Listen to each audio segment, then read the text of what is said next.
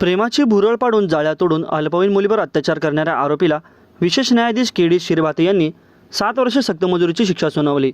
महेश मच्छिंद्र चाफार कारंडे, वय वर्ष 21, राहणार सोलापूर असे शिक्षा केलेल्या आरोपीचे नाव असून जिल्हा न्यायालयात बुधवारी या खटल्याची सुनावणी झाली.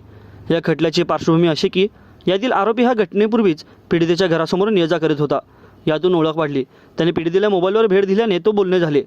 आरोपीने पीडितेला प्रेमाच्या जाळ्यात ओढले. त्यानंतर बदनामी करण्याची भीती दाखवून त्यांनी तिच्यावर अनेक वेळा अत्याचार केला असे फिर्यादीत नमूद केले होते. वडील व्यसनधार दिल तर आई हयात नसल्याने पीडित नातेवाईकांसोबत राहत होती, तर घटनेवेळी ती अल्पवयीन होती. त्या दरम्यान पीडितेने आरोपीकडे वारंवार लग्नाबाबत विचारणा केली, परंतु दुसऱ्या जातीचे असल्याचे सांगून आरोपीने लग्नास नकार दिला. त्यानंतर आरोपीविरुद्ध पीडितेने पोलिसात तक्रार दिली. तालुका पोलिसांनी या गुन्ह्याचा तपास करून आरोपाविरुद्ध न्यायालयात दोषारोपपत्र दाखल केले. या खटल्याचा सरकारतर्फे ॲडव्होकेट प्रकाश जन्नू यांनी तर आरोपीतर्फे ॲडव्होकेट सुरेश पाटील यांनी काम पाहिले.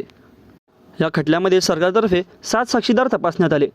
सरकारपेक्षाचा युक्तिवाद ग्राह्य धरून न्यायालयाने आरोपीला 7 वर्षे सक्तमजुरी व 5,000 दंड अशी शिक्षा सुनावली.